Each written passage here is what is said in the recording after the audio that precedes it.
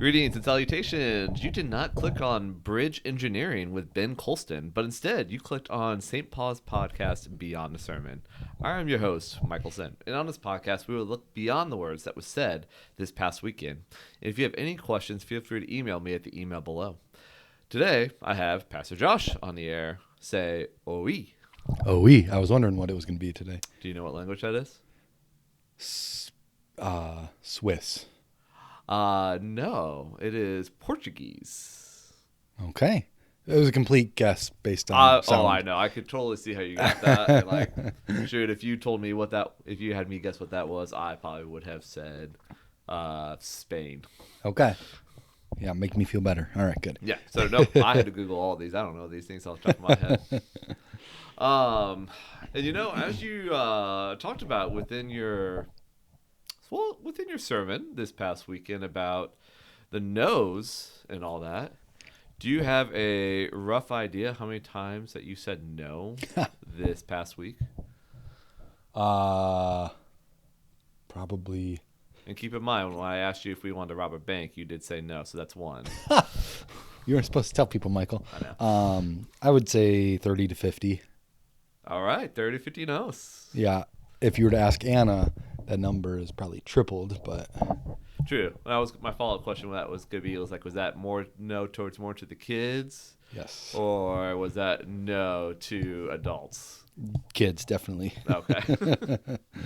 Well, as we talk about these no's and that kind of goes into a little bit into your story and like your illustration that you had at the beginning of your sermon, right? Mm-hmm. And so like you talked about having that like no from a kid and a parent perspective. You want to talk a little bit about that? Yeah, it sometimes is difficult to come up with an illustration that gets everybody. I think I had a professor at college who, when he used this to talk about like a Bible study or devotion, but I think I've used this principle to in sermons as well. But basically, your illustration, you either use it as a bridge or a moat, like a drawbridge or a moat. So like a drawbridge is like you're inviting everybody into this shared experience. Like, oh, yeah, I can relate with that. I understand that. And a moat, like there's a moat around you. This is my specific story, but I'm sharing it with you. I felt like this was a pretty good drawbridge illustration because everybody, I know not everybody's a parent, but everybody's had that as a kid. And so I felt like that was really good. And I feel like, put you on the spot, depending on how you respond. But I feel like most people have had that experience of like later you grow up and you're like, dang, yeah, mom and dad actually, I see why they said no, or I understand their reasoning for this, or yeah, they do actually know better than me. So I feel like most adults have that at some point. Yeah, no, I would agree. I look back at my childhood. It's like, man, I was a stupid kid to ask that question. Yeah.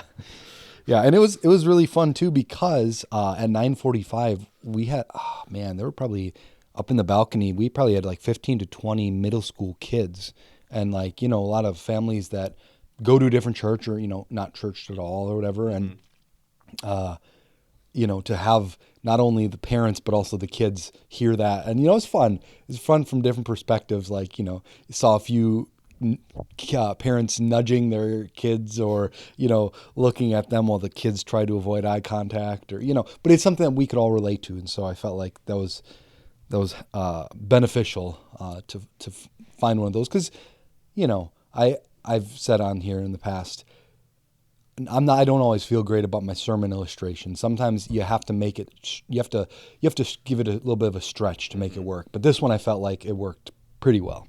Okay. And now the next question I have for you is, how big of a smile was on your mom's face when you said that?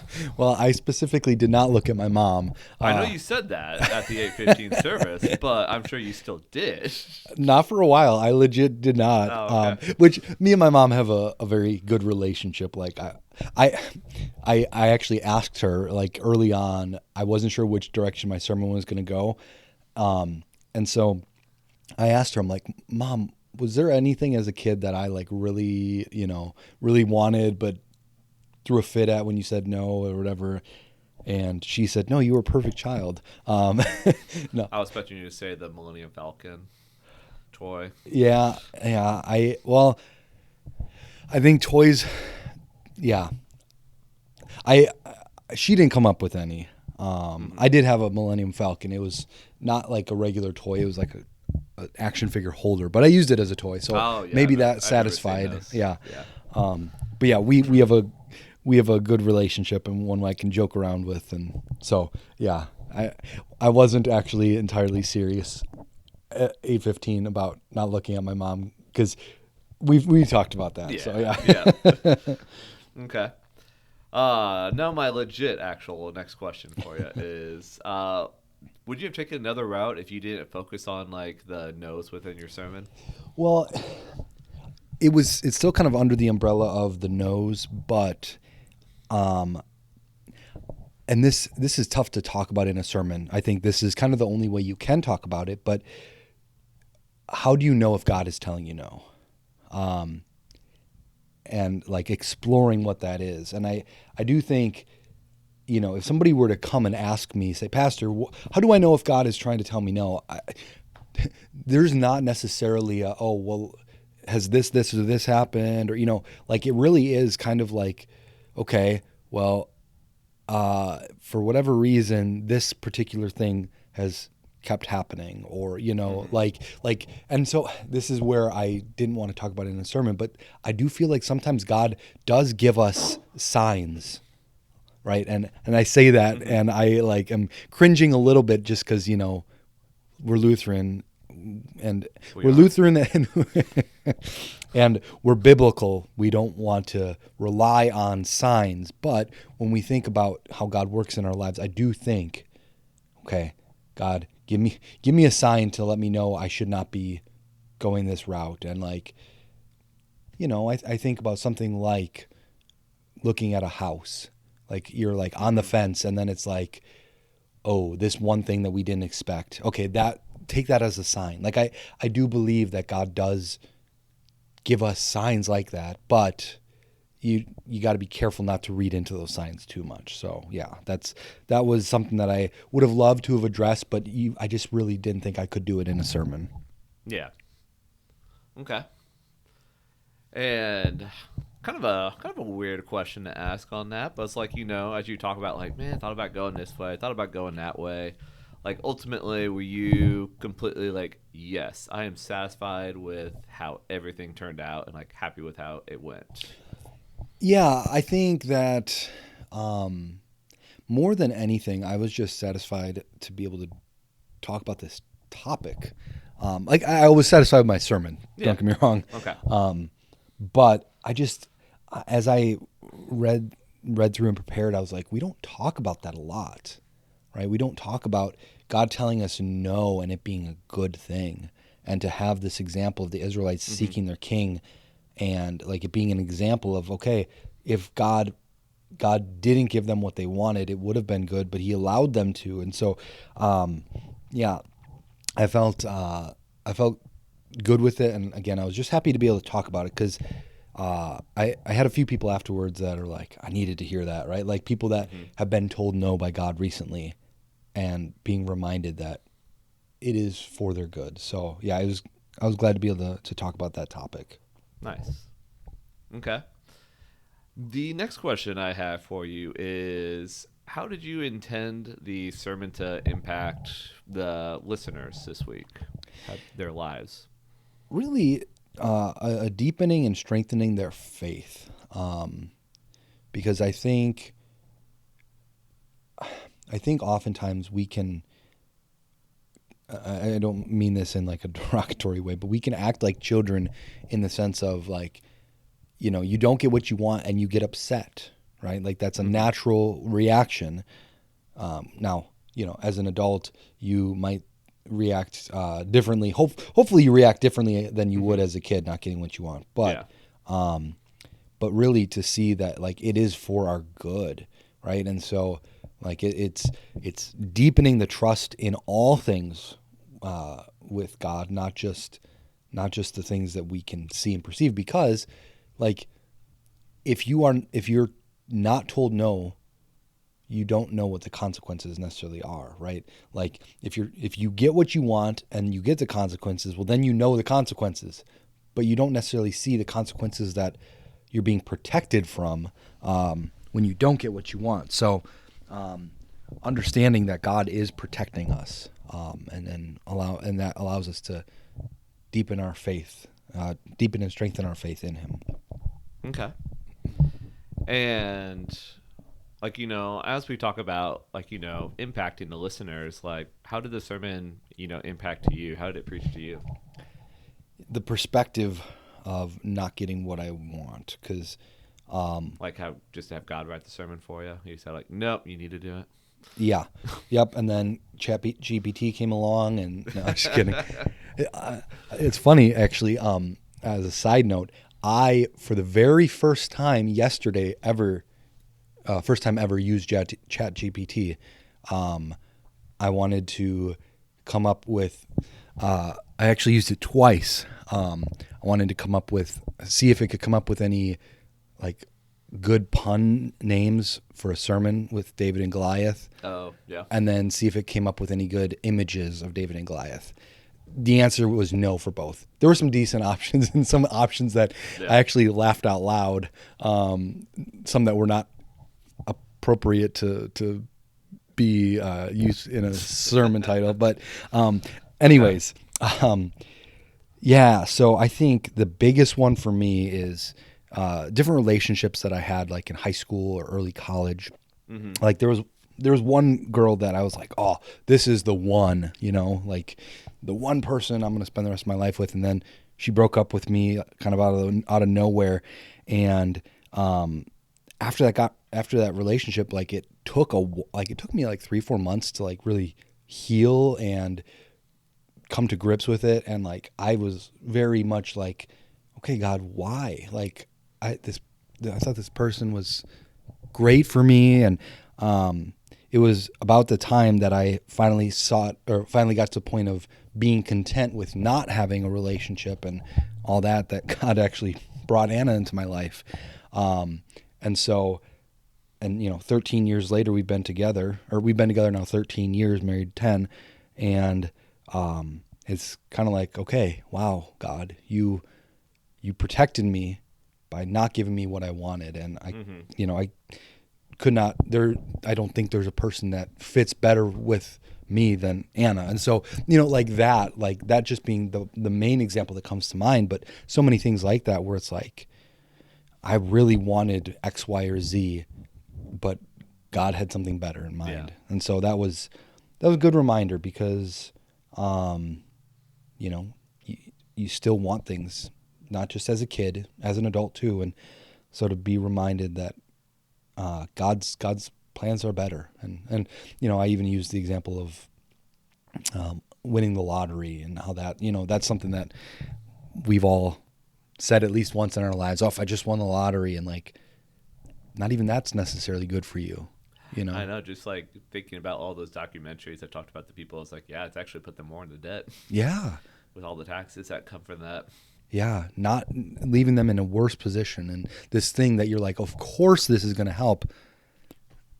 I mean, thank God that we've not won the lottery, right? Like, and I know everybody thinks, oh, I'd be different. But just like Pastor Smith's sermon from a couple weeks ago, or was it last week, the meme that he had from Arrested Development. Everybody else falls for this trap, but I'm going to be different, right? Like we all think, well, everybody else has their problems with the lottery, but I would be different, right? Well, probably not, statistically speaking. So, yeah. Well, I think I even told you, like, after service, like, that kind of reminded me of the Bruce Almighty movie scene of, like, just saying, like, oh, auto yes to everything. It's like, nope, there's a reason. Yeah. That's not a thing. Yeah, and kind of going off of that, like, let's say God did answer yes to everything and everybody won the lottery. What would that do? Inflation, right? Like, so, obviously that's an extreme example, but like, if God did say yes to everybody, then there would naturally be conflicts that would arise. Two people love the same woman.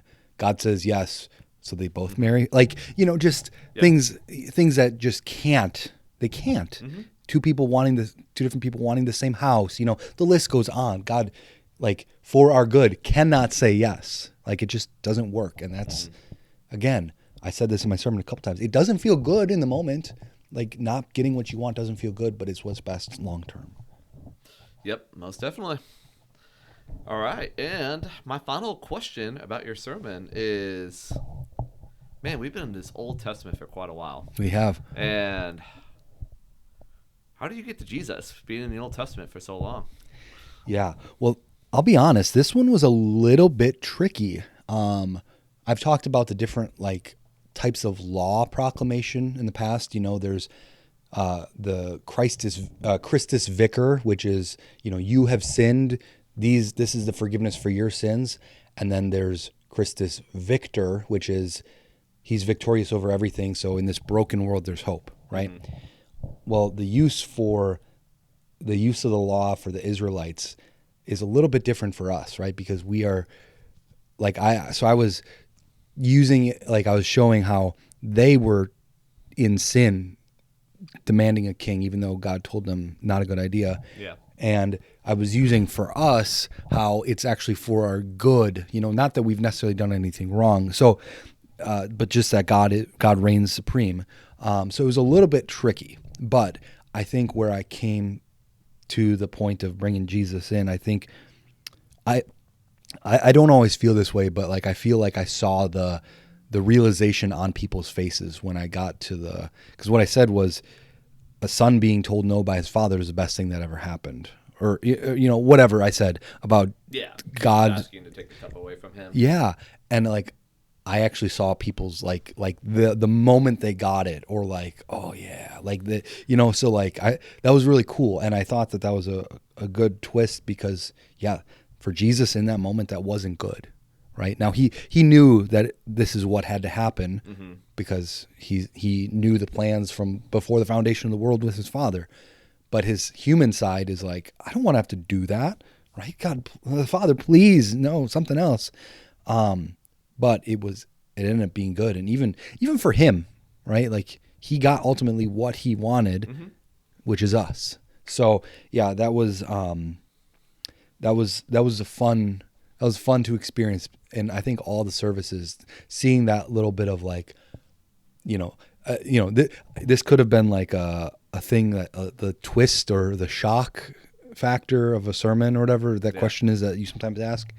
That was kind of that too. And seeing people oh yeah, I thought that was very, very powerful. Yeah. So it was fun. Okay. Well, that's all the questions I have about your sermon. And Nat, are you ready to move on to the deer in the headlight question? As ready as a deer is for the headlights. All right, sounds good. All right, we talked recently that you do have some little ones at home, mm-hmm. and that I'm assuming that you read some bedtime stories to them. We do. Okay. Some of the, I would say, for our age, when we were young, right? Those big ones, anything that was dinosaur related, Bernstein Bears, mm-hmm. and Clifford the Big Red Dog. I mean, you had those books growing up, right? Some of those, yeah. Yeah. And have you ever wondered who would come out on top for some different categories? So who do you think would win in 800-meter dash, a food eating contest, and finding John Hammond? Who would win? You could say different one for each category. So Bernstein Bears, dinosaurs. We'll say T-Rex in particular, just because that's the most classic. Or Clifford the Big Red Dog. So who would win an 800-meter dash? I feel like it's got to be Clifford. I would think so as well. Yeah, it could be close between that and a T-Rex, but it's got to be Clifford. Okay. Food eating contest. T-Rex. Okay. And finding John Hammond. Am I supposed to know who John Hammond is? Do you ever watch Jurassic Park? Oh, yeah. He's okay. The guy with the amber cane. Oh, yeah. Yeah. Go T-Rex. You're gonna go T-Rex? Because he was probably looking for the T-Rex too. So okay. Yeah, yeah. Okay. Sounds good. All right. So, Clifford, T-Rex, T-Rex. Yes. Okay. Those poor Bernstein Bears. I know. All right. Well, that is our show for today. Thank you for coming on the podcast, Beyond the Sermon. And I also believe next week you will also be on the 2 in a air row. as well. So it'll be a double Pastor Josh episode. And so I'm your host, Michael Sinn, and have a great rest of your day, everybody. Goodbye.